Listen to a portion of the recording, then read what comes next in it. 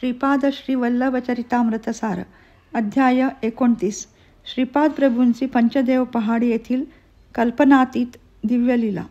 श्रीपाद प्रभूंनी शंकर भट्ट आणि धर्मगुप्त यांना पंचदेव पहाडी या स्थानी एक गवताची कुटी बांधा असा आदेश दिला होता. परंतु तो पहाडाचा प्रदेश त्या दोघांच्याही परिचयाचा नव्हता. याशिवाय त्यांच्याकडे कुटी बांधण्यास लागणारे साहित्य, गवत, बांबू, दोऱ्या आदी काहीच नव्हते. ते दोघे काय करावे या विचारात फिरत असताना एका शेतात गेले. तेथील मालकाने त्या दोघांना बोलवून स्वागत केले आणि भोजन दिले. त्या शेताच्या मालकाचे नाव विरूपाक्ष असे होते. त्या शूद्राच्या घरचे जेवण घ्यावे का नाही अशी एका शंका त्या दोघांच्या मनात डोकावून गेली. त्यावेळी तो शेताचा मालक चिडून म्हणाला, आमची जनावरे चोरून नेऊन दुसऱ्या प्रांतात विकणाऱ्या तुम्हास शूद्राचे जेवण घ्यावे का नाही अशी विचित्र शंका का आली? त्या मालकाच्या दृष्टीने ते दोघे चोर ठरले होते. सत्य परिस्थिती सांगण्याचा दोघांनी खूप प्रयत्न केला, परंतु तो मालक काही ऐकण्यास तयारच नव्हता. त्याने शंकर भट्ट आणि धर्मगुप्त यांना थोडा वेळ दोरीने एका झाडास बांधून ठेवले व नंतर त्यांना त्या बंधातून मुक्त करून गोशाळेच्या निर्माण कार्यात मदत करण्याचा आदेश दिला. त्याप्रमाणे दोघांनी त्या कामात मदत केली. सायंकाळपर्यंत त्या गोशाळेचे काम पूर्ण झाले. विरूपाक्षाने या दोघांना सायंकाळचे भोजनसुद्धा दिले आणि रात्री तेथेच झोपण्याचा आदेश दिला. त्या ठिकाणी दोघांनी मध्यरात्रीपर्यंत श्रीपाद प्रभूंचे नामस्मरण आणि त्यांचा दिव्य लीलेचे स्मरण केले आणि नंतर निद्रिस्त झाले. सकाळी सूर्याची कोवळी किरणे अंगावर पडताच ते दोघे उठून बसले. आजूबाजूस पाहिले तेथे गायी नव्हत्या, काम करणारे मजूर नव्हते, परंतु गोशाला मात्र होती. आजूबाजूचे शेतकरी येऊन विचारू लागले की ती जागा त्यांनी किती किमतीस घेतली. त्या दोघांनी घडलेला वृत्तांत त्यांना सांगितला. त्या शेतकऱ्याने या दोघांना वेड्यातच काढले. दुसऱ्या दिवशी श्रीपाद प्रभू पंचदेव पहाडी या स्थानी विरूपाक्ष याने निर्माण केलेल्या गोशाळेत ध्यानस्थ बसले होते. त्याच वेळी शंकर भट्ट आणि धर्मगुप्त दोघेही तेथे पोचले. पंचदेव पहाड या परिसरात श्रीपाद प्रभूंचा सत्संग प्रारंभ करण्याचा तो मंगल समय होता. बघावे ते नवलच. श्रीपाद प्रभूंचा देह एकाएकी अत्यंत तेजपुंज होत होता. तेव्हा ते चारी दिशांना व्यापू लागले. त्यावेळी प्रभूचे शरीर अत्यंत तेजोमय मूर्तीप्रमाणे दिसत होते.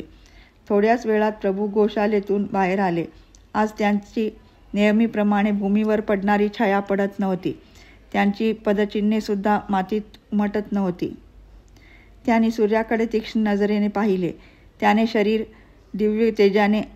शरीर दिव्य तेजाने भरून जाऊन ते सारखे वाढतच होते. थोड्याच वेळात सर्वांच्या समक्ष प्रभूचे ते विशाल तेजोमय रूप सूर्यामध्ये विलीन झाले. त्या सूर्यबिंबात सर्वांना एक दिव्य शिशूचे दर्शन झाले. ते बालरूप पृथ्वीवर वेगाने येत होते. त्या बालकाचे चरण भूमीस लागताच कोणालाच काही दिसनेसे झाले. श्रीपाद प्रभू मंद हास्य करीत होते. त्यांनी पुन्हा एकदा सूर्याकडे पाहिले. त्यावेळी सर्वांना पुन्हा सारे दिसू लागले. श्रीपाद प्रभूंनी सर्वांना सूर्याकडे पाहण्यास सांगितले. त्या लालबुंद सूर्यात सर्वांना एक अत्यंत सुंदर दिव्य तेजमूर्ती बालिका दिसली. ती बालिका हास्यमुद्रेने भूमीवर येत होती. तिचे चरण भूमीस लागताच पुनरपी सर्वांची दृष्टी गेली. त्या गोडसं बालिकेने प्रेमपूर्ण नजरेने सर्वांकडे पाहताच सर्वांना पूर्वीप्रमाणे सारे दिसू लागले. त्या बालिकेस श्रीपाद प्रभूंनी अत्यंत प्रेमाने आदराने उचलून घेतले. त्यावेळी श्रीपाद प्रभूचे वय 16 वर्षाचे आणि त्यांच्यासारखा दिसणाऱ्या त्या अजाण कन्येचे वय 3 वर्षाचे होते.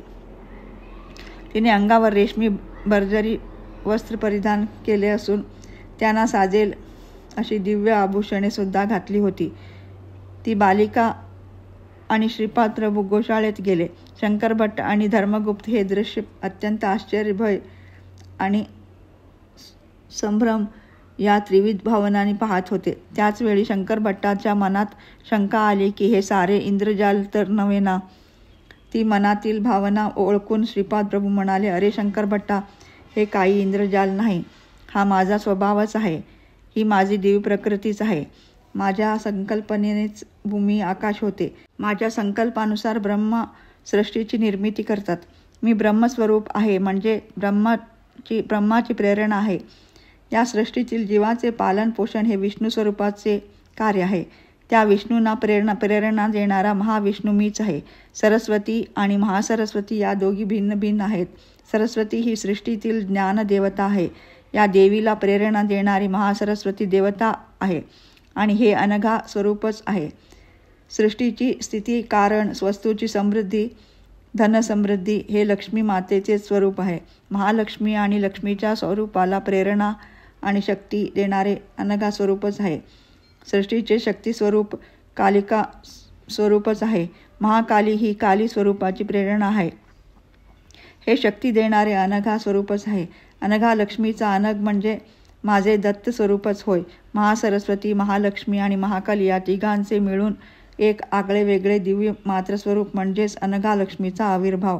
श्रीपाद प्रभू पुढे म्हणाले, हे शंकरभट्टा, माझे अनघ स्वरूप म्हणजे ब्रह्मा विष्णू आणि रुद्र या तिघांनी एकत्र येऊन तादात्म्य स्थिती धारण करून या तिन्हीचा आधार असणारी स्त्री शक्ती रूपिणी अनघा हिला माझ्या वाम भागात धारण केलेले असे माझे शक्ती स्वरूप आहे.